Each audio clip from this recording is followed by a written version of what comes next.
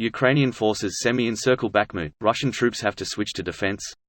Ukraine's deputy defense minister. Here's a summary of the article. Your personal data will be processed and information from your device may be stored by, accessed by and shared with third-party vendors, or used specifically by this site or app. Some vendors may process your personal data on the basis of legitimate interest, which you can object to by managing your options below. This post received a score of 6,600, with an upvote ratio of 94%. Here are the top comments in response to this article. What do they mean by semi-encirclement? It basically means that while the Russians have taken the city proper, or what's left of it, Ukrainian forces are on their flanks and advancing around them. The Russians are in serious danger of being trapped. Have a feeling this was always the Bakhmut trap plan. Losing Bakhmut is still significant, since the Russians could possibly push an advance on that front. The problem is that the Ukrainians' stubborn defense of the city allowed them to set up and fortify secondary positions so they could neutralize any Russian offensive. The Russians really had to take Bakhmut fast, not siege it for nearly a year, in order to maximize any potential advance and prevent the Ukrainians from both setting up defenses and pinning their forces down.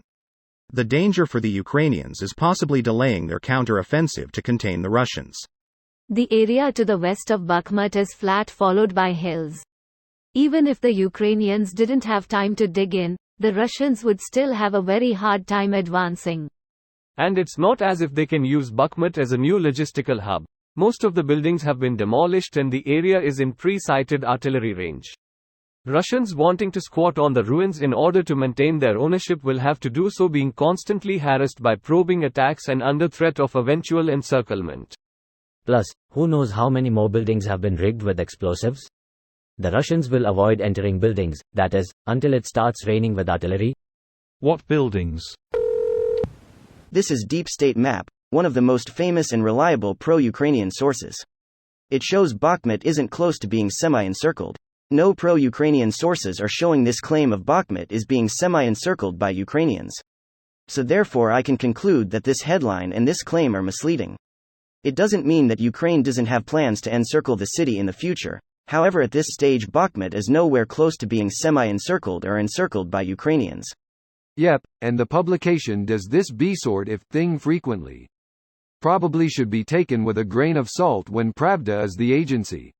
Yeah, I agree. Outlets like Pravda or Kyiv Independent are not very trustworthy when it comes to admitting these things. Just how info from RT or Sputnik should be taken with a grain of salt. I don't expect the Russians or Ukrainians to give factual and trustworthy info at this stage.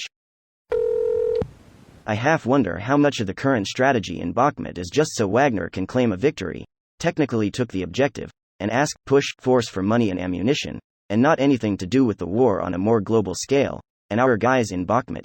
Just tell them to do a random last stand heroic death speech while we cash in the money. This video was automatically created by Reddit to speech.